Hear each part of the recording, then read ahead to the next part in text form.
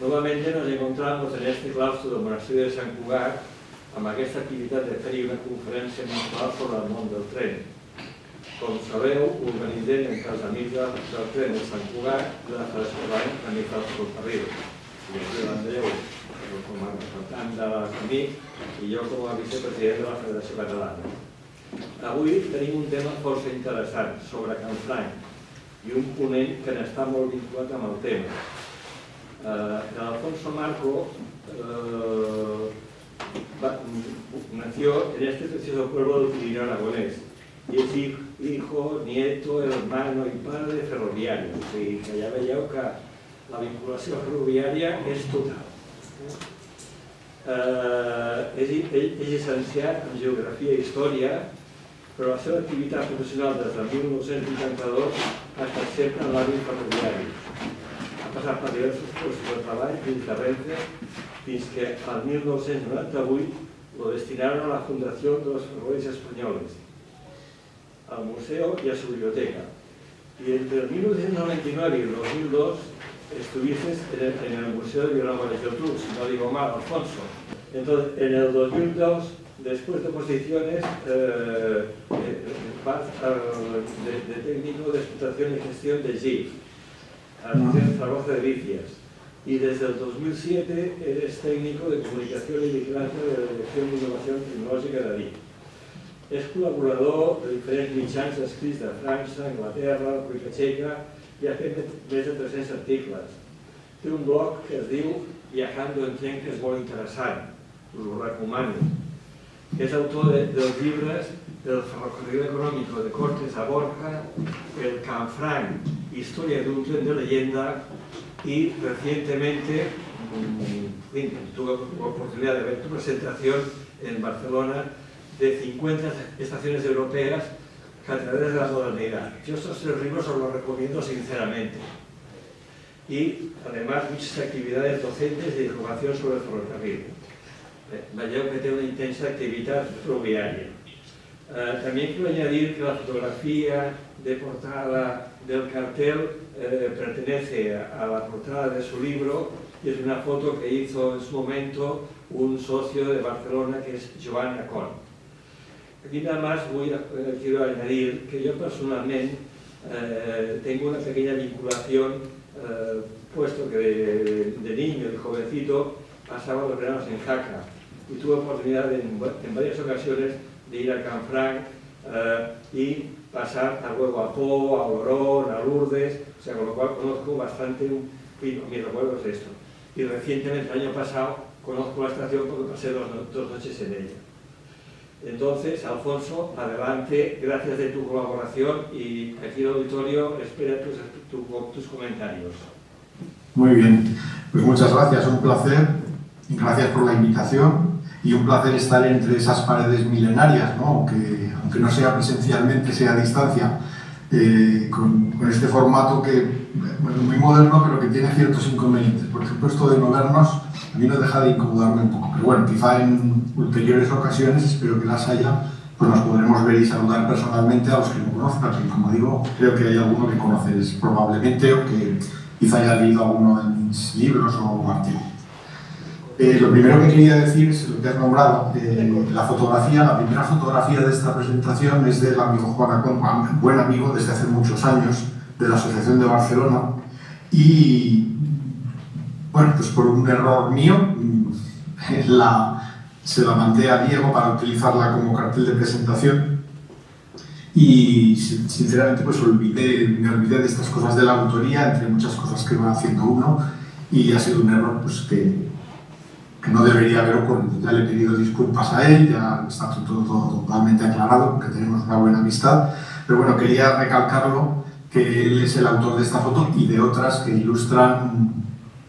han ilustrado muchos de mis artículos escritos o entradas de blog, o incluso esta misma presentación hay varias de ellas.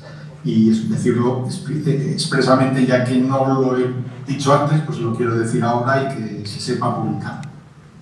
En cuanto a Canfranc, pues como muy bien ha dicho Diego, pues sí, tengo una fortísima vinculación personal y profesional con el ferrocarril. Soy, como ha dicho, pues miembro de una familia en la que somos ya 4 generaciones, abuelo, desde mi posición, abuelo, padre, hija, hermano, y ya está, sí, 4 generaciones.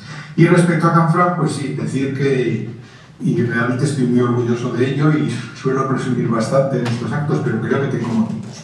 Primero, por ser de Canfranc, un sitio tan especial, una capital ferroviaria y sentimental de Aragón, de toda España y me atrevería a decir de toda Europa también, como es este icono ferroviario que es el ferrocarril de Canfranc. Pero no solo eso, es que he nacido, quizá alguno lo sepa, he nacido dentro de la estación, lo cual pues, me da cierto pedigrí. Además, pues como ha dicho también, pues toda mi vida adulta, desde los 18 años, pues he estado en el mundo profesional relacionado con el ferrocarril, en Renfe, después ahora en Adif, o pasando por etapas intermedias en el GIF, o la Fundación de los Ferrocarriles Españoles, en el Archivo y Museo de Delicias y el Museo de Vilanova, una etapa muy buena, por cierto. Y nada, en esta presentación, bueno, no esta presentación concretamente, pero he hecho ya muchas presentaciones y muchas conferencias hablando de Canfranc para distintos públicos. En este caso, nos ceñiremos un poco más a lo que es el universo ferroviario relacionado con Canfranc. No deja de ser ferroviario todo lo que tiene que ver con Canfranc, pero el ferrocarril pues, es el protagonista principal. Quiero decir que muchas veces pues, se puede hablar de los paisajes, lo merecen, se puede hablar de lo que sería, a veces se denomina en algunos sitios la triada de lo que es el ferrocarril internacional de Canfranc. Es decir, la gran estación, que es el culmen de esta obra, el túnel internacional del Somport y el propio trazado en las dos vertientes, tanto en la española como en la francesa. Pero, como digo, nos ceñiremos más a los protagonistas de esta historia, que son los trenes. Por otra parte, también quería decir, y sé que estoy entre un auditorio que entiende mucho más de trenes, probablemente no hará falta que os diga, como tengo que decir ante otros auditorios, insistir en que Canfranc es mucho más que todas las historias que tienen una mejor venta y una mejor mercadotecnia que han ayudado a popularizarlo. Es verdad, el ferrocarril, pero muchas veces a costa de historias que no tienen mucho que ver con la realidad, o de las que se ha hecho de un grano de arena, se ha acabado haciendo una montaña. Seguro que todos habéis oído hablar de las historias del oro, de los nazis, de los judíos, de Canfranc como un papel principal en el desenlace nada menos que en la Segunda Guerra Mundial, y todo eso, pues desgraciadamente, está muy sobrevalorado. A partir de algunas verdades, pues se han recreado historias que muchísimas veces, con mucha frecuencia, pues se han, me permitís la expresión, se han desmadrado absolutamente. Y la verdad es que Canfranc tampoco lo necesita, porque si alguien lo conoce habrá visto que es una línea en sí misma, la estación, el extraordinario modelado de un valle pirenaico virgen, como es el Valle de los Arañones, que tiene interés en sí mismo, que no necesita esos aditamentos, aunque luego suenen muy bien a un periodista extranjero o a alguien que viene de fuera, oír toda esa épica. Entonces hay, como digo, una parte de verdad, pero frecuentemente desvirtuada. En esta primera diapositiva pues, tenéis un poco esa doble vertiente de lo que es el ferrocarril de Canfranc, con una parte de las obras emblemáticas, con el fondo de la Collarada en los Pirineos centrales aragoneses, con el rápido Aragón de Canfranc a Madrid, muy conocido y muy añorado por muchos de nosotros, estoy segura. Por otra parte, la fotografía que es la contraportada de mi sobre Canfranc, está esta foto de las poquísimas que hay del lado francés. Es uno de los trenes que circulaba en los años 60 aproximadamente, mediados de los 60, de Canfranc a Pau, que ha sido el recorrido, luego lo veremos con un poco más de detalle, de toda la línea. La línea, como también veremos más adelante, pues siempre fue una gran esperanza para Aragón. De hecho, en 1853, fijaros, solo 5 años después de la apertura del ferrocarril de Mataró, se publica en la prensa el manifiesto de los aragoneses a la nación española, en el que se reivindica un paso ferroviario por el centro de los Pirineos, por Aragón, que una a España y Francia. Fijaros que hablo de 1853, pero no sería hasta 1928 cuando se inaugura este ferrocarril. Es una espera larguísima que hace que el ferrocarril ya nazca con unos lastres de origen, porque es un ferrocarril concebido y construido en buena medida de acuerdo con los requerimientos y necesidades del siglo XIX y no ya del siglo XX bien entrado, que es cuando se inaugura.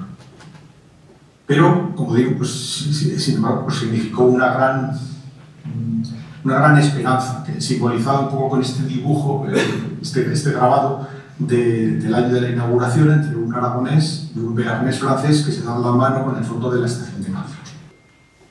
Por cierto, que no os he contado, creo que también puedo contarlo, que también creo que es a la gracia, la anécdota. Ahora mismo estoy sentado en una oficina de la estación antigua de Zaragoza Delicias, que, como seguramente sabéis, era la cabecera del ferrocarril central de Aragón, cuando se construyó en el año 33 la línea directa, el Camino Real, que en lugar de dar la vuelta por Cariñena, por la vera del río Jiroca, pues venía directo a Zaragoza.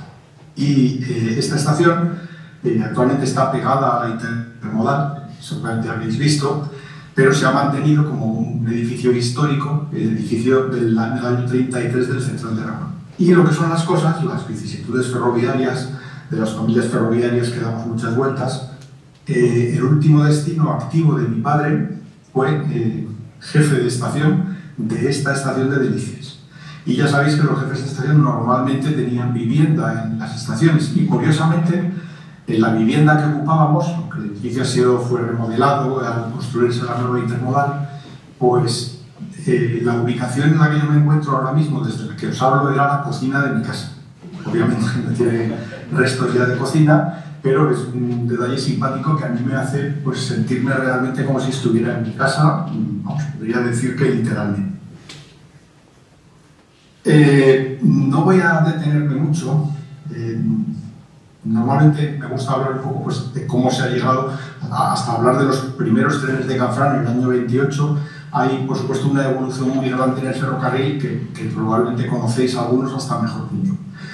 Pasamos del ferrocarril en el siglo XIX, o antes del ferrocarril, las diligencias, los coches de 2 ejes, con caja y bastidor de madera, muy frágiles, 5, 10 toneladas, 7 a 8 metros y medio aproximadamente, con primera, segunda, tercera clase, incluso cuarta en algunas compañías, como sabéis, acceso lateral a los trenes, sin aseos, los alumbrados primitivos con aceites de distinta naturaleza, desde cacharote a oliva, los famosos caloríferos, la carencia de freno continuo, esa profesión que aún perduró mucho tiempo, que es la de los guardafrenos, y en general pues velocidades máximas de 60 km por hora, más o menos pues hasta el último tercio del siglo XIX, con algunas excepciones. En el siglo XX estas circunstancias van mejorando, mayor longitud, mayor peso, mayor estabilidad de los vehículos, mejor seguridad de suspensión, mayor velocidad más elevada.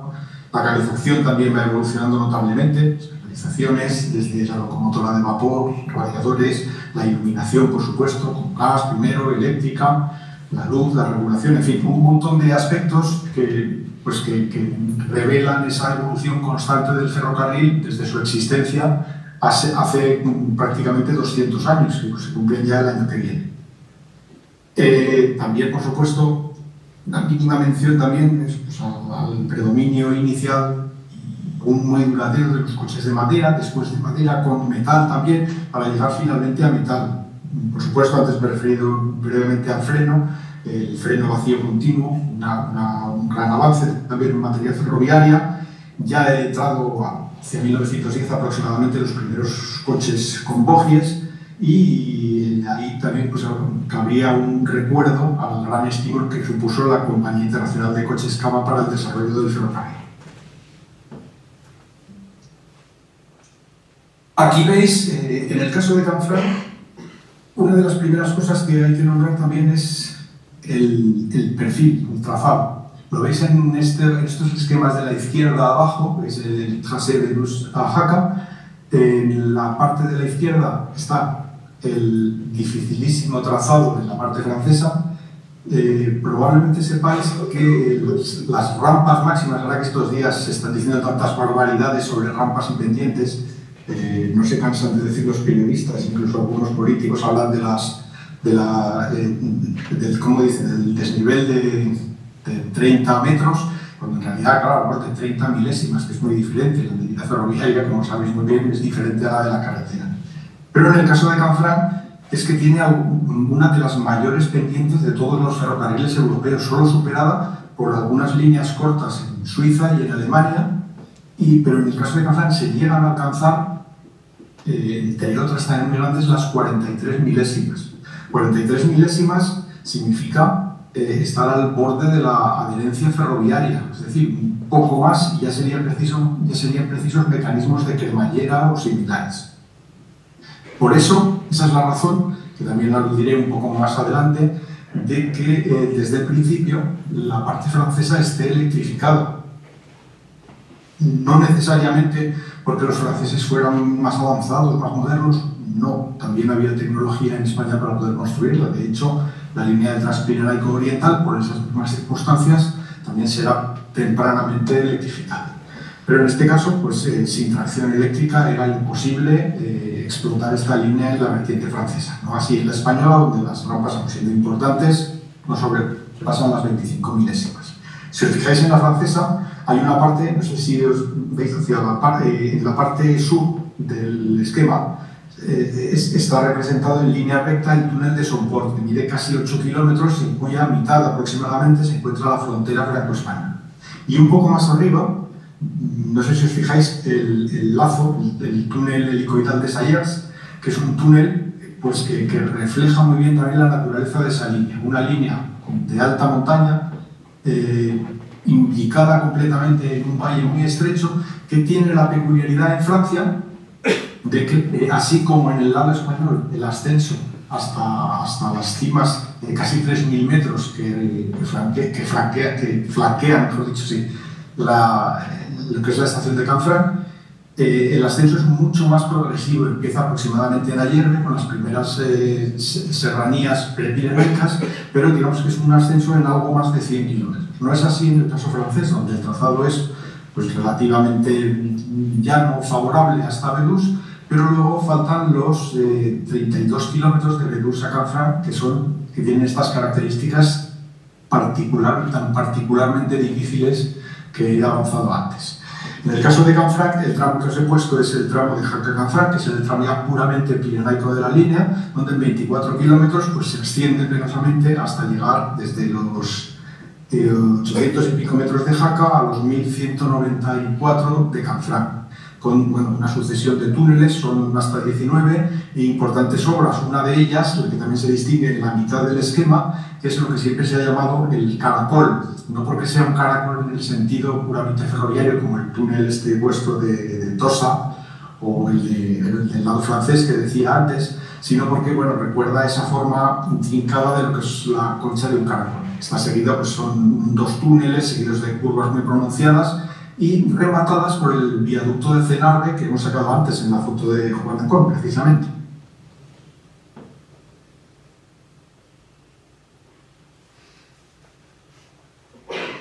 Ya una vez abierto el ferrocarril, en 1928, como he dicho, es cuando se produce la apertura formal de la línea, en la famosa ceremonia a la que acude el rey Alfonso XIII por parte española y el presidente de la República, Gaston Doumer, por Francia, un gran banquete, lo típico en las inauguraciones de líneas que seguramente conocéis. Pero en realidad se podría decir que el comienzo verdadero del ferrocarril de Canfranc será en 1929 con la apertura del ramal de Zuera-Turuñana, que acorta notablemente la línea en su vocación internacional, y también en 1933, un poco más adelante, con la apertura del ya citado ferrocarril directo de Camins-Real-Zaragoza, que refuerza esa vocación internacional y de unión entre dos mares o dos países, desde los puertos levantinos, desde Valencia, pasando por Teruel, Zaragoza, hasta llegar a Francia, o también hasta el Cantábrico por el País Vasco. En 1931, en los primeros pasos del ferrocarril, es curioso porque el mejor tiempo de ese año es de 3 horas 29 minutos, que es menos de lo que cuesta ahora, seguramente habréis oído eso muchas veces. Es verdad que hay un poquito de trampa, porque claro, hay muchas salidas de 3 horas 29 hablo desde Zaragoza a Canfranc. Pero claro, la salida era desde la estación del Arrabal, que acorta aproximadamente unos 10 kilómetros dentro de Zaragoza, y utilizando este ramal de Turuñana, evitando el paso por la estación de Huesca en Fondo de Saco, que seguramente conocéis también. En esos primeros años, pues el ferrocarril es una ilusión y se emprenden iniciativas para darle la importancia que siempre se ha creído que merecería, como el único paso intermedio, además de los dos extremos, por las fronteras de Portbou y de Irún. En 1931, incluso, en esta línea de cierto apogeo, se crea un primer servicio directo de Madrid a Canfranc con un coche de primera y tercera clase, probablemente un Verderón. No hay una documentación, al menos que yo haya encontrado, donde lo confirme categóricamente. Ese coche era parte de un correo de Madrid a Barcelona que se agregaba a este coche, o agregaba, según el sentido, en casetas. En casetas circulaba por la línea de la Compañía Norte, es decir, cruzando el río Ebro y pasando a la estación del Arrabal para allí acoplarse al correo de Canfranc. Los tiempos aún mejoran y de hecho se establecen en el año 32 también un rápido con coches de primera, segunda y tercera clase que hacen el servicio de Zaragoza a Canfranc con enlace para Francia, un enlace rápido, en solo 3 horas 10 minutos, que en términos absolutos es el mejor de la historia, junto con otro que hubo en los años 80, del TER conocido, del que hablaremos también, que invertía el mismo tiempo, eso sí, recorriendo algunos kilómetros de más. Pero bueno, como veis, el tiempo pues es excelente. Ahora mismo la línea, quizás sepáis que está cerrada, lleva ya un año más cerrada, porque se está renovando completamente y adaptando a las instalaciones pues, a una futura electrificación y estrechamiento de vía para convertirse en el ancho estándar cuando, esperemos que se logre alguna vez, la reapertura del ferrocarril en su vocación internacional. Los tiempos eran competitivos incluso para nuestros tiempos. De hecho, de Zaragoza a Pau se podía ir en 5 horas 30. Eso ahora es difícil hasta con coche. Bueno, que ahora ha mejorado la infraestructura viaria en la parte española, pero como quizás sepáis también, con las últimas lluvias que hubo hace un par de meses sería, ¿no? Que fue en toda España, yo creo, pues aquí en Francia sobre todo afectaron muy gravemente y se hundió la carretera en un tramo creando un gravísimo problema, porque es que ahora no se puede pasar de ninguna manera, la carretera era ya muy mala y claro, como tampoco hay ferrocarril, pues hay mucha gente en la zona pues, que se ha quedado pues, relativamente aislada. En cuanto al material, hay dos tipos de locomotoras que son, pues digamos, las reinas de la línea y lo fueron desde los orígenes del ferrocarril hasta el final del vapor en el segundo lustro de los años 60. Son dos series bastante conocidas, que ya conocéis, las 230, las 3100 de Norte, que después fueron rematriculadas como 1900 Renfe, construidas entre 1901 y 1913, que supusieron, a comienzos del siglo XX, en los ferrocarriles españoles, pues supusieron la renovación de la tracción vapor en Norte, en las líneas de Norte. De hecho, remolcaron trenes rápidos hasta los años 20, cuando ya fueron sustituidas por locomotoras de vapor mucho más potentes y mejores, pues, por ejemplo las 4600, también bien conocidas, o en las líneas electrificadas, por ejemplo en las vuestras de Barcelona-Manresa, o en la zona del País Vasco de Irún-Alsasua, o en otras, por locomotoras eléctricas también. Eran locomotoras pues, para el perfil, como digo, un perfil de características decimonónicas como era el de Canfranc, pues perfectamente adecuadas, porque además la infraestructura tampoco admitía locomotoras más pesadas o más potentes, lo cual en los primeros años pues no era significativo, pero más adelante sí que se notó. Las velocidades eran de no más de 80 km por hora, sobre todo a partir de ayer, donde el perfil ya es demasiado duro. Las otras locomotoras, bueno, aquí veis en la foto de la izquierda abajo, estacionado en la estación de Canfranc, una composición típica de un correo de los años 50 aproximadamente, con una de estas 3100 de Norte. En las fotos de la derecha también veis arriba la 230, las locomotoras 230, la Steinwheeler de Norte, y abajo otra de las locomotoras más características y de mejores prestaciones en la línea y en general en Renfe, la serie 400 de Norte, que como probablemente sabéis también muchos, ha sido la serie más numerosa fabricada en España, una locomotora polivalente, muy sencilla, de prestaciones más o menos limitadas, pero de buen mantenimiento, de buen funcionamiento, versátil, dura, que en la línea de Canfranc pues dio muy buenas prestaciones. Fijaros que, si recordáis, esta locomotora se fabricó nada menos que entre 1909 y 1943.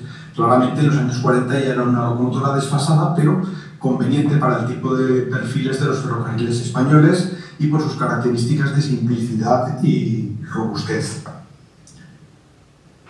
Su fuerza pues, era relativa para una línea como la de Canfranc, también pues, podía llegar a un máximo de 80 km por hora, aunque lo normal eran 60 o 70, pero en mejores condiciones en las 3100 locomotoras. Era una locomotora muy apreciada por los maquinistas y que en Canfranc pues, fueron pues, probablemente las mejores locomotoras de vapor que circularon.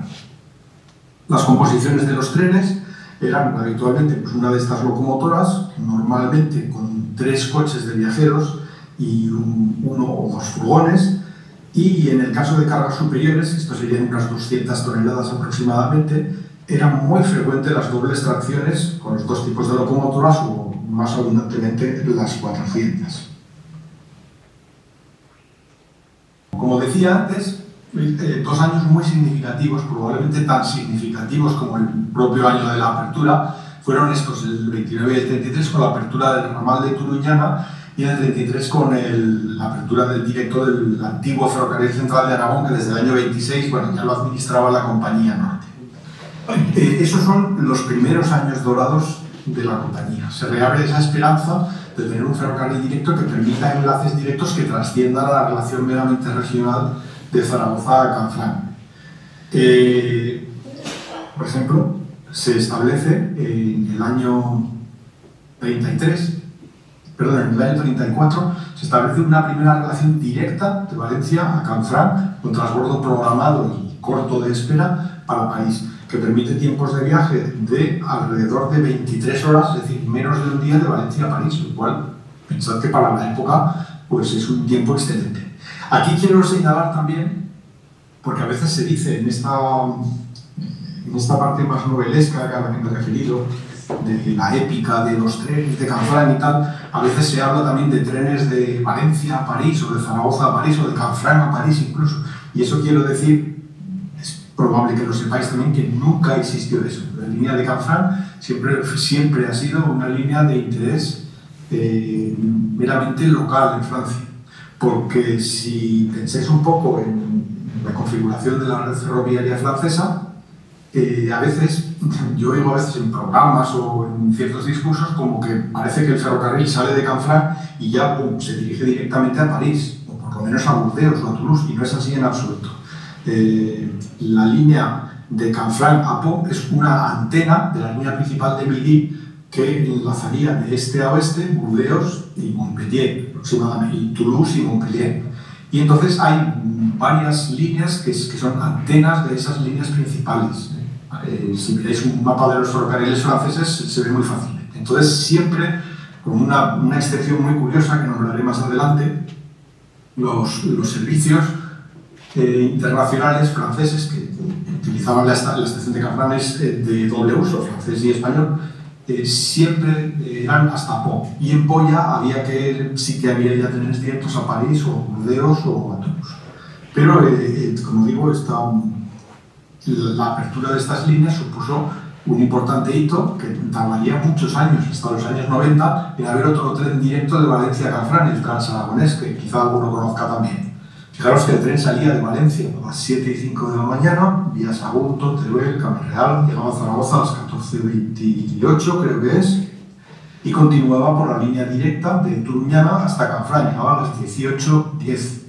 Y allí pues tenía un enlace de 53 minutos, que todavía entonces no teníamos la Unión Europea ni los tratados de Schengen ni nada parecido, había que pasar las aduanas, por eso Canfranc ya también tenía mucha importancia por las instalaciones aduaneras, y se podía llegar a París. Bueno, os he hablado antes de 23 horas, inicialmente era un poco más, llegaba a las 9 de la mañana a la estación de Austerlitz primero y después continuaba, antes de que Austerlitz fuera término, continuaba a la Gare d'Orsay, que es donde está ahora el Museo de los Impresionistas, que alguien conocerá, y que durante mucho tiempo pues, fue la terminal de las líneas de París-Orléans y de Dille, relaciones radiales a la capital. El tiempo de viaje, ese que he nombrado de las 3 horas 10 de Zaragoza a Canfranc, el rápido, no sale en este cuadro, pero bueno, fue así en esos años, en el primer lustro de los años 30, solo fue igualado, como he dicho antes, en 1984, con el TER, que no sé si lo distinguís bien, pero si os fijáis en la tabla de la derecha, abajo, el TER salía de Canfranc a las 6:40, llegaba a Zaragoza a las 9:50, con paradas en Jaca, en San Iñigo, en Ayerbe, en Huesca y en Tardienta, lo cual es sumamente meritorio para la época. Un tren además de solo 120, de Huesca y Tardienta a Zaragoza sí es una línea con mejor perfil donde se pueden alcanzar mayores velocidades. Pero es un tiempo pues, sumamente, excelente. Y aquí algunos de los vehículos del Central de Aragón, que compró vehículos, construyó también líneas muy modernas en su momento, por ejemplo esta directa de Camín Real, y se dotó de un material rodante de lo mejor que había en España, incluso en Europa en los años. Coches metálicos, cuando todavía la construcción en madera era pues, lo más habitual, por ejemplo el MZA, que conocéis, y aquí hay pues, varios ejemplos de estos. Por ejemplo, arriba a la derecha veis un coche de tercera metálico, el de la izquierda es un coche de primera clase, y abajo otro muy característico porque circuló en Canfranc en los primeros años. ¿Veis? Es un AAC, o sea, es decir, un primera y tercera clase, un mixto de primera y tercera clase, primero del Central de Aragón, después de Norte, que era pues, habitual en muchas líneas españolas, sobre todo en esta parte, de Valencia hacia Canfranc, hacia el País Vasco, desde pues, Zaragoza también, y después aún siguieron circulando mucho tiempo. Y como curiosidad diré también que este tipo de vehículos también se utilizó en un servicio que duró desde los años 40 hasta los años 60, un servicio muy curioso, ahora que se habla otra vez desde hace tiempo de reintroducir un tren directo de Madrid a Teruel. Ya lo hubo, pero es verdad que era un correo muy lento, también un Madrid-Barcelona, que en la estación de Calatayud se segregaba o agregaba este vehículo de primera y tercera para un servicio directo de Madrid. Bueno, eso es harina de otro costal. Seguimos con estos años dorados. En estos años hay un nuevo material, nuevos servicios, enlaces priorizados, digamos, en tiempos de viaje pues muy interesantes. Zaragoza por 6 horas 45. Hay también un buen número de servicios que en muy pocas épocas se han igualado. Por ejemplo, Norte llegó a contar con 4 servicios directos de Zaragoza a Canfranc, uno de ellos procedente o con destino Valencia, que normalmente eran pues, un rápido, un correo, un mixto y un ligero, obviamente con diferentes prestaciones. En marzo de 1934, de hecho, circula el que os he hablado, el rápido, con, entre comillas, porque sale así en las guías, como restaurant, escrito en francés, acabado en T, o buffet, a la moda francesa, ¿no? por la raigambre que tenía Norte, las relaciones de Norte con Francia. De hecho, el origen de su capital pues, es francés, como sabéis. Además de esto, pues, circulaba, por ejemplo, este rápido llevaba su composición era de un coche mixto de primera y segunda, y un tiempo también, probablemente no pasó de un año, llevaba un mixto de tercera con buffet o cafetería, restaurante, entonces le llamaban restaurant o buffet, y también un furgón. Además circulaban trenes automotores. En el caso de los servicios cortos de Huesca, de enlace para la línea de Huesca a Tardienta o a Ayerbe, incluso de Zaragoza a Huesca en algunas etapas, circulaban los famosos Zaragoza, como les llaman aquí también en algunas líneas de vía estrecha, la de las 5 vías, por ejemplo, le llamaban el Morotocino. No sé si tengo alguna foto, no sé si saldrá ahora, pero si os acordáis, el perfil ese tan característico que tenía de los morros alargados en los dos lados, que recordaban un poco pues, el hocico de un cerdo. Allí en Huesca, con mucho sentido del humor somarda, creo que es una palabra aragonesa que tenemos, se le llamaba, era la autovía, se le llamaba el autobirria, haciendo un juego de palabras bastante ingenioso.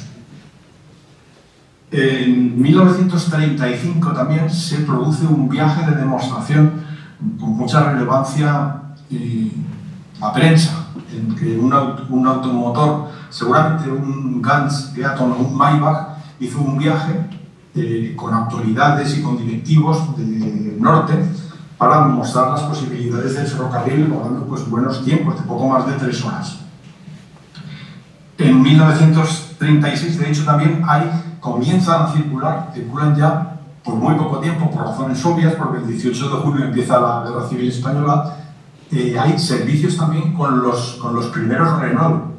Compra la compañía Norte, también compra algunos NZA, pero Norte hace circular como un servicio prioritario entre Zaragoza y Canfranc los automotores, que entonces pues eran el Nova más de la tracción ferroviaria española. Esta foto, que probablemente es de los años 40, si os fijáis, seguramente es un tren especial. Veis que lleva todavía los colores de Norte, ¿no? El crema y rojo. O sea, todavía, que puede que fuera Renfe, no tenemos la datación exacta de la imagen, pero se trata de un tren especial de esquiadores, o sea que ya empezaba ese uso, ese protouso de esta clase de trenes invernales que luego veremos que vuelven otra vez en los años 80. A la derecha, el tren de Zaragoza, de Canfranc, el correo de Zaragoza, de Canfranc a Zaragoza y Madrid, pues llevaba estos coches cama, normalmente del Central de Aragón. Veis la imagen de abajo, el AWL 1032, que llevaban, me parece que son 4 departamentos, o 3 o 4, no estoy seguro ahora mismo, de primera clase, y llevaban otros 3 o 4 de camas. Era, como digo, era un coche que se acoplaba al correo de Canfranc a Zaragoza y después al correo Barcelona, Zaragoza, Madrid, con parada en todas las estaciones. A veces se presenta como el expreso de Canfranc con los coches cama. No, en realidad era un tren mucho más modesto. Empezó siendo diario y con el tiempo, ya después de la guerra, pues pasó a trisemanal. ¿Y qué pasaba en la parte francesa? Pues en la parte francesa, primero era la compañía Midi, que en 1934 se une a la compañía de París-Orléans, que a su vez en 1938 son fusionadas, integradas en la nueva SNCF, del mismo modo que en España ocurrió en 1941, por la mayor parte de las antiguas compañías, Norte, NZA, Central, etc., en la nueva Renfe desde 1941.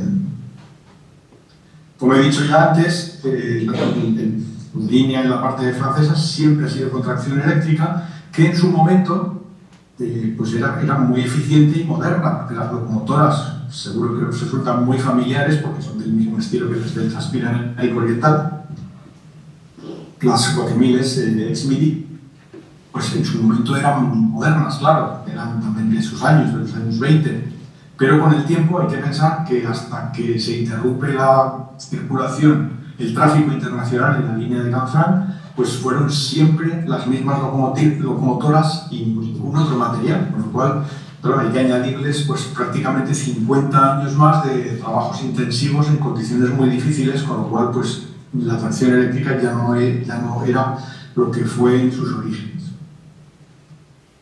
En estas imágenes os muestro también algunas fotos de estas. Por ejemplo, en la parte de arriba a la izquierda, esta es la estación de Po y es no sé el tipo de correo porque ha tenido distintas denominaciones, correo, ómnibus, mercancías con viajeros, y era una composición bastante típica de los primeros años hasta la Segunda Guerra Mundial aproximadamente. Como veis, la locomotora, el furgón y coches de distintos tipos. En este caso predominan, son los que se ven en primer plano, los coches estos largos con puertas laterales, que les llamaban los mil pat, como los mil pies o mil patas o algo parecido, por esa disposición característica de las puertas, herencia sobre todo del siglo XIX. Y otros tipos, veis, las locomotoras en distintas imágenes, la que está en color verde, pues es ya de pues no sé exactamente el año, pero muy poco antes de 1970 estacionados en Canfranc. Y las otras imágenes, pues en Pédus, pues una imagen típica del tren típico que circulaba entre Canfranc y Pau. Un tren más o menos mixto, en ocasiones más mixto todavía que lo que se ve aquí, con más vagones de mercancías, aunque siempre con una carga muy limitada, porque dadas las condiciones, el perfil, las cargas máximas, pues como podéis suponer, eran pequeñísimas, apenas podían llegar a las 200 toneladas. Entonces las composiciones eran así, 3, 4 coches, 5 o 6, algo se incluía algún vagón y siempre con el mismo tipo de locomotoras y nunca otro material, aunque después haré un comentario sobre eso. En la parte de abajo a la derecha también una imagen muy de Canfranc, donde la nieve pues es omnipresente. Incluso la fiesta de Canfranc es el día 18 de julio, porque es cuando se inauguró el ferrocarril en 1928. Y alguna vez, yo recuerdo eso de oírselo a mis padres, de nevar alguna vez el 18 de julio. De hecho, en Canfranc hay un microclima muy particular, donde eso pues, puede hacer un frío que pela en un día caluroso de verano. Y por fin, la imagen de la izquierda también muy representativa del perfil y de lo que es, de la belleza también de la extraordinaria de la línea en la parte francesa, donde, como digo, en muy pocos kilómetros se asciende muy bruscamente hasta las mayores estribaciones pirenaicas en el lado norte. Aquí os he hablado antes del túnel helicoidal de Sallas y si os fijáis en la imagen de la izquierda abajo, veis en la parte de abajo en el centro, veis la boca norte de ese túnel helicoidal. Y encima veis una composición de un tren que está atravesando el viaducto de Sallas después de salir de la boca sur de ese mismo túnel, que, como podéis deducir fácilmente, se rodea a sí mismo en un recorrido de cerca de 2 kilómetros para ir ganando altura progresivamente en esas pendientes infernales que tiene la línea de Canfranc. En la parte francesa, como he aludido también, pues llega a haber un máximo en la época de Milly, París-Orléans, hasta 4 servicios de viajeros, pero que pronto se fueron reduciendo a 3 o incluso a 2 en algunas etapas, sobre todo después de la Segunda Guerra Mundial. En esa época también de cierta prosperidad se tienen tiempos pues, mejores que los que hubo años después, 2 horas 10, 2 horas 15 aproximadamente, los mejores tiempos. Y aquí hubo el caso ese curioso que os decía, que es que en 1936, en temporadas estival o invernal, de finales del 35 y hasta el verano del 36, hubo un servicio muy peculiar. Y ha sido el único servicio regular que ha traspasado Pau, esos servicios que decía que siempre han sido de Canfranc a Pau. Y es que fue un servicio muy particular, una especie de servicio semicircular que iba de Canfranc a Hendaya, nada menos, en la frontera ya con el Cantábrico, el País Vasco, y a la vuelta venía desde Yarlitz. Y era un tren pues, estival, de temporada, y es el único caso. Hay otro caso de trenes que sobrepasaron Pau, pero no eran trenes de servicio regular. También, sin duda, los conocéis, que eran los trenes de peregrinos a Lourdes. En España eran muy frecuentes, pues peregrinaciones, el transbordo en Canfranc, donde las personas enfermas o pues, con graves defectos físicos pues iban a Lourdes, al monasterio de Soubimont. ¿Y qué pasa con la guerra? Primero, como sabéis, no voy a citarlos todos, pero hay varias interrupciones en el tráfico. El túnel se cierra varias veces. Primero, se cierra con la Guerra Civil Española, está cerrada mucho tiempo, prácticamente toda la guerra, después se reabre, se vuelve a cerrar con la invasión nazi de Francia y la ocupación parcial. Ya sabéis que en Francia pues hay la ocupación de la parte occidental de Francia, más o menos la mitad occidental, y en la otra mitad, en la oriental, pues gobierna un régimen títere claramente alineado con el Tercer Reich, y que es la Francia de Vichy, y de la que depende precisamente la estación de Canfranc. De ahí vienen muchas de esas historias tan omnipresentes que seguro que habéis oído muchas veces. Pero en realidad lo único que pasó, por supuesto, no hubo bandera nazi ondeando en la estación de Canfranc, no hubo agentes de la Gestapo capturando judíos ni nada así, no, eso no pasó, sencillamente no pasó. La jurisdicción fue española, siempre española, y jamás se cuestionó. Otra cosa es que pudieran venir oficiales alemanes en un momento dado de permiso a tomar unas copas a Canfranc. Y lo que sí que cambió es el personal aduanero, sí que cambió el personal francés por el alemán, pero con las atribuciones propias del control aduanero en la parte francesa de la SFC. Cualquier incidente de orden público o cualquier situación especial era siempre resuelta por la Guardia Civil. Bueno, antes os he hablado del morro tocino del Zaragoza, que conocéis, lo veis aquí a la izquierda, no me acordaba de él, y bueno, algunos otros servicios típicos de la época, el verderón de abajo, con característico color verde. La nueva Renfe, como ya sabéis, en 1941 empieza por fusión de las antiguas compañías y los principios pues, son muy difíciles, porque claro, es la posguerra española, también la época de cierto bloqueo por parte de las potencias occidentales, hasta que más o menos cambia el curso de la guerra, y hay muchísimas dificultades. De hecho, desaparece prácticamente la tracción diésel, circula levemente en el año 40, vuelven a circular los Renault, pero enseguida se suspenden muchas veces por falta de combustible y se vuelve a la tracción vapor, que es la dominante hasta finales de los años 40. El material, pues bueno, sigue siendo más o menos parecido, coches metálicos o metalizados a partir de los años 40-50 y estampas pues muy habituales de Canfranc, que seguramente conocéis, la el correo con el fondo de los mayos de Riglos, un coche 1600 que es un metalizado de antiguas compañías, a la izquierda también pues el correo con tracción vapor flanqueando el viaducto de Cenarde, entre otras similares. En Francia pues ocurre algo parecido, también hay periodos que se abre, que se cierra, por las circunstancias españolas sobre todo, pero se sigue conservando el mismo tipo de trenes.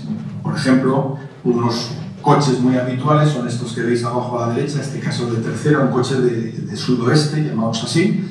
Pues como veis, pues son coches, vehículos muy sencillos, muy básicos, muy adaptados para esa clase de tráfico de tipo local en una línea de difíciles características. Hay una foto que quizá hayáis visto en otro foro o algún libro, que es esta imagen. ¿Veis el cursor? Sí, sí. Sí, vale, mira, no estaba seguro de eso. Bueno, esta foto es una foto de publicidad que hizo SNCF, pero que es falsa entre comillas. Está cerca de la estación de U2, ya cerca del túnel de Somport, pero en realidad este tren nunca circuló regularmente. Son las locomotoras, las 4.000 habituales de la línea, pero está circulando con vehículos inox franceses de los años 50, muy modernos en su época, pero se rodó eso para distintos carteles turísticos en distintas partes de Francia.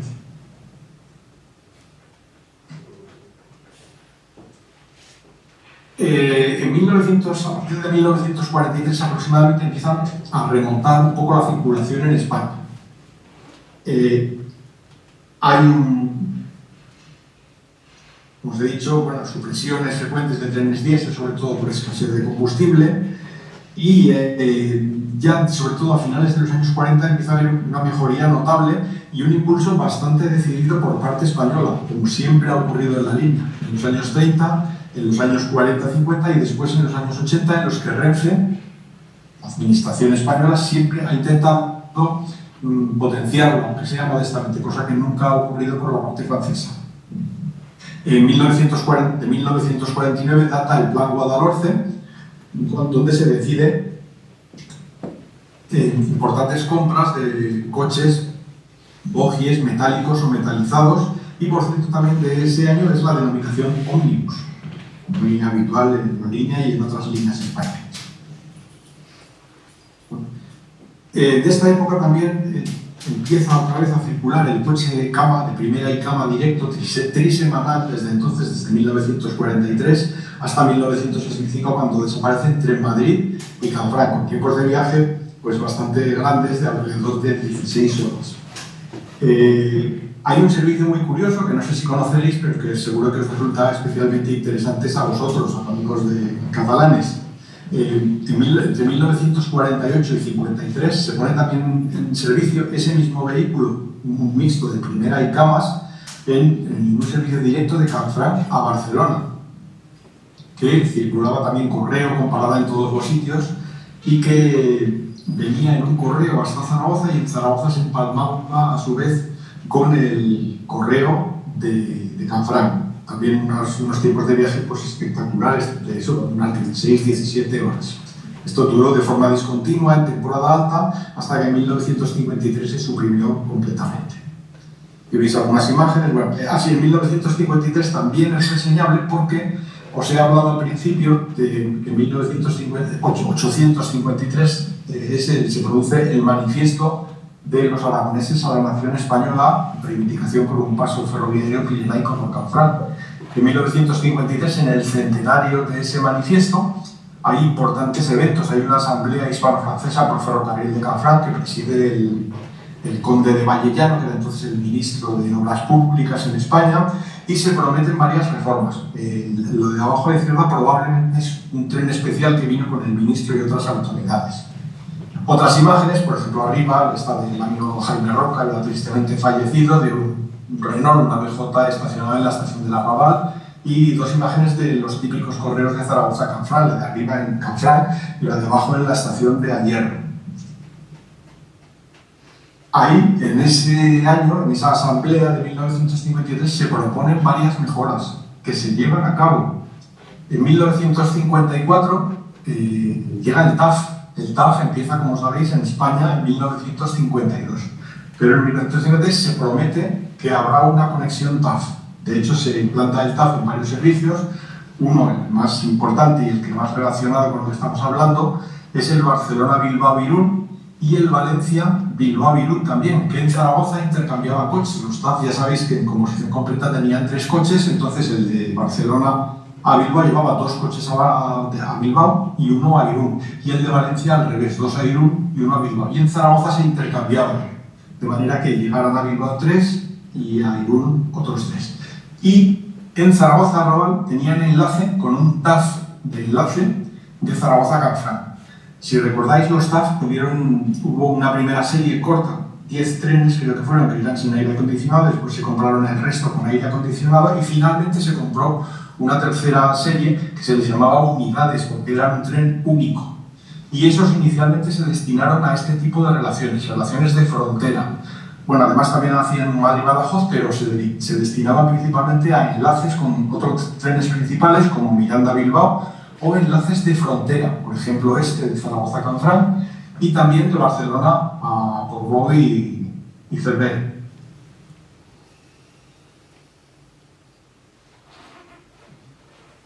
Y bueno, el TAF sí circuló una etapa muy corta,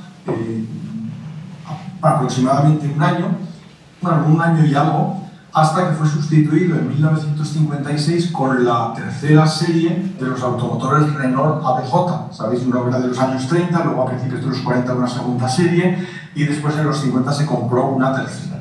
Y fueron sustituidos. Por eso todavía en Huesca y en la provincia de Huesca, todavía muchas veces la gente recuerda el TAF, siguen llamando TAF a lo que era el automotor, aunque entonces no había mucha diferencia, porque el automotor era un tren nuevo, también pintado con el nuevo esquema de los automotores diésel de Renfe, plateado con los filetes verdes, y un tren pues, muy apreciado, que tenía además suplemento de velocidad y tren de lujo, y que durante un tiempo llegó a llevar hasta minibar, que lo llevaban esos automotores, quizá alguien se acuerde.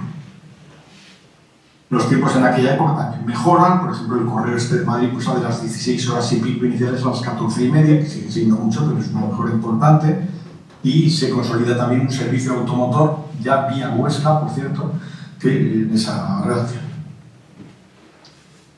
Bueno, algunos protagonistas de este impulso del centenario, de los automotores de distintas subseries, por ejemplo en la parte de abajo pues está uno de la ABJ1, el ABJ2 está abajo a la derecha y los otros los ABJ7 de los años 50, por ejemplo el que sale arriba en Canfranc, con la señora, o el que está a punto de cruzar este paso superior de Jaca, a la derecha. Y en Francia, pues más o menos sigue el mismo cariz de vehículos, coches suroeste, los ómnibus o direct en según qué épocas y muy pocas mejoras. De hecho, siguen circulando los vehículos más viejos, algunos metalizados, eso sí, pero hay algunos también muy característicos. Por ejemplo, veis este del centro, no sé si lo veis, si se ve claramente en la imagen, que lleva un tercer eje. ¿Sí? Y a este le llamaban el Quapat, el tres patas, ¿no? Que era famoso por los bandazos tremendos que debía dar, porque en una línea pues ya con las vías en mal estado y con tantas curvas y tantos botes y tantos movimientos, pues los bandazos debían ser tremendos. Y la única mejora significativa fue que a partir del año 62 se introdujeron estos coches de abajo con bogies. Han sido de las pocas veces que lo ha tenido, que son unos coches modernizados más antiguos, los del tipo Gomilly, que circularon en Canfranc hasta el final. Aquí es la composición habitual de Canfranc, 3-4 cochecitos, y la cosa tan curiosa que me acuerdo que en España llamaba mucho la atención, porque aquí no tuvimos lo de fumadores o no fumadores hasta el año 80 con los Corail de alquiler a SNCF, precisamente, seguro que lo recordáis. Y aquí, pues otra imagen típica del tren, en este caso es abajo a la derecha en la estación de Le Fosse-d'Avel, la última estación francesa antes de franquear el túnel de Sompont. Bueno, 1970, año desdichado en la historia de Canfranc, porque es cuando se interrumpe el tráfico internacional. ¿Por qué se interrumpe? O sea, que ahora yo estaba recordando que yo he ido en el TAF y en esos coches que dice de tres ejes también, o sea que... ¿Ah, sí? Los Copat, muy bien. Bueno, ¿qué pasa en 1970? El 27 de marzo de 1970, pues que se produce un accidente. Un accidente que por otra parte podría haber pasado antes o podría haber pasado después. La línea en la parte francesa tenía constantemente caídas de tensión, había cierre de subestaciones, en problemas constantes que traían problemas casi permanentes. Pero ese día pues, hubo una insuficiencia en la alimentación eléctrica y la locomotora se quedó parada en una rampa. Los maquinistas bajaron para ver qué pasaba, pusieron unos guijarros en las ruedas para evitar la deriva, pero bueno, muy poco. El caso es que al final el tren, en una pendiente muy importante de 36 milésimas, creo que era en la zona, pues se fue hacia atrás a toda velocidad. Era un tren pequeño con 8 o 10 vagones de maíz y se fue para atrás a toda velocidad durante unos 5 kilómetros aproximadamente, hasta que llegó al puente del Estanguet. Es un pontón metálico, tampoco muy grande, de unos 40-50 metros, pero allí, al tomarlo ya a gran velocidad, probablemente a más de 100 km por hora, se desestabilizó, chocó con las paredes, descarriló y provocó este destrozo que veis. Para regocijo de los ganaderos de la zona y sus cerdos que los llevaron allí a comer maíz, ¿no? Por el descarrilamiento. Esto pues inicialmente se pensó, de hecho hay documentación donde pues, simplemente los españoles, la Renfe dice, bueno, esto a ver si lo reparan pronto y tal, y en Francia pues hay también información que apela que bueno, pues se cambia el puente y tal, y parece ser, aunque no hay documentación que yo haya visto, que incluso hay un pontón en movimiento para poder cambiar. Pero finalmente, bueno, pues ahí yo creo que sobre todo Francia pues vio la ocasión de decir, esta línea tan molesta que nos da tantos problemas, la cerramos. Y así, pues, gracias a esto, pues todavía seguimos en el tráfico internacional. Bueno, ya en los años 60 va acabando el vapor poco a poco.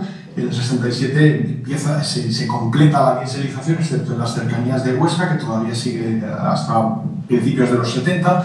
Y las protagonistas principales son las 1900, sobradamente conocidas, de las que veis aquí. También hay alguna erupción de las locomotoras de las Ligier, siguen los automotores Renault. Bueno, el mismo tipo de trenes, los correos con los coches furgones postales y coches metalizados, también 5000, 8000 en alguna ocasión, pero sobre todo con las 1900. También llega el momento de los ferrobuses, desde 1968 al 82, que son habituales en la línea. Y la tercera etapa de gran relanzamiento, que me refería antes, en España es con la aparición de los TER, primero en 1980, en un programa de modernización de Renfe, que se crean varios servicios nuevos con material Talgo y TER principalmente, y también desde 1980 con el Talgo pendular, que es de ese año. Y en este caso se crea un servicio que, aunque no va a Canfranc, pues es un servicio directo de Madrid a Huesca. El servicio tiene éxito y pronto se prolonga sucesivamente, primero a Canfranc, a Jaca, perdón, y después desde 1983 a Canfranc. Ahí en el de Madrid, y es un tren con el que se logran pues, excelentes tiempos de viaje. En 1984 logra esos 3 horas 10 minutos, que es el mejor de la historia, como decía, y en 1985, bueno, en 1982 antes decía que los ferrobuses son completamente sustituidos por los camellos de la serie 592, que circularon hasta relativamente hace poco tiempo. Y en España el TER se sustituye por el rápido, con coches 9.000 y a veces también algunos 10.000, y los trenes de la nieve. Y arriba en esta foto del amigo Eduardo Ramírez, pues vemos esos trenes de la nieve, que primero tienen, de 1985 empiezan a circular entre Zaragoza y Canfranc, y después en 1985 se añade también, a finales, uno a Madrid, y al año siguiente se añade una rama a Valencia, con coches calmas y literas. Con lo cual había esa circulación especial en temporada invernal, y el rápido de Madrid-Canfranc es un tren muy prestigioso. La malla de trenes Intercity más rápido es a 160 de Madrid a Zaragoza y luego más lento, pero que aún así consiguió un tiempo de 6 horas 45 en el año 87, que ha sido el mejor de la historia de Madrid a Canfranc. Estos trenes de la nieve que me refería, distintas imágenes, había pues, combinados desde Huesca, desde Jaca, desde Santillán, a distintas estaciones de esquí, Formigal, Astup, Panticosa, Candanchú, etc. Distintas modalidades, ¿veis? Pues un literas Canfranc Valencia, este tren con los esquíes de Zaragoza Canfranc, esta otra foto de Eduardo Ramírez en el puente de Villanueva, coches camas, en fin, una época que parece mentira que sea relativamente reciente. A partir de 1992 ya se suprime el recorrido entre Jaca y Canfranc, el tren diurno, llamado entonces, pues queda ya limitado a Jaca, y las peores condiciones de la vía hagan que los tiempos y los retrasos, las incidencias aumenten de manera imparable, hasta llegar a máximos pues verdaderamente ya casi fuera de la lógica del día. También en esta época, en el 92, siguen los camellos con otros colores, se produce otra vez ese servicio que he aludido al principio, un directo, el Regional Express Transaragonés de Valencia a Canfranc, unión de 2 trenes, Valencia-Zaragoza, Zaragoza-Canfranc. Ya a finales del milenio pues, llegan los famosos Tamagotchi también los 593, propiamente dichos. ¿Y ahora qué tenemos ahora? Pues, por una parte, esto es lo que hay ahora, en la foto de la izquierda arriba, un 599, que va con cierta frecuencia, y los titulares de los 2 servicios que hay ahora, bueno, ahora no por las obras de renovación, que son los 594, hasta que desaparecieron hace 2022 los Tamagotchis, que fue el último año. Y ahora, bueno, también se reabrió la parte desde Olorón a Bedús, en la parte francesa, y ahora falta ese tramo entre Bedús y Canfranc, que es la piedra de toque de lo soñado, de lo que soñamos aquí, que es para nosotros muy importante, creo que para cualquier ferroviario, la reapertura internacional, que es la verdadera vocación de este ferrocarril. Y actualmente, ¿qué tenemos? Pues la famosa estación, que el emblema de esta línea, la hermosísima estación enclavada en ese valle pirenaico originalmente virgen, que ahora, como sabéis, es un hotel. Esto, bueno, nos llevaría a hablar si debería, si no. Bueno, la cuestión es que ahora la estación está desafectada del servicio ferroviario y la estación del servicio ferroviario se presta actualmente aquí, en esto que es parte de los muelles y de los muelles de transbordo originales. Está apenas a 100 metros de la estación. Y nada más. Gracias por la atención. Este señor no es familia mía, pero es una foto que me ha gustado ponerla. La del centro sí que es parte de mis 3 generaciones. Mi padre, mi abuelo, mi hermano mayor y yo, que debería tener hambre, que me estoy comiendo el puño. Y estos son los 2 libros, el de Canfranc, que ya no tiene quinta, sino es la 6ª edición, y el de Estaciones Europeas, donde está Canfranc entre muchas otras estaciones. Alguno creo que estaríais en la estación de Francia, llevo entre ellos. Y nada más, gracias por la atención, perdonad un poco el retraso, y nada, pues si alguien tiene algún comentario o algo, aquí tiene mi correo, el blog, si alguien se anima a visitarlo. Y nada, muchas gracias. Y no sé si hay tiempo para algún comentario o alguna pregunta, vosotros lo decís. Gracias. Muchas gracias, Alberto. Gracias,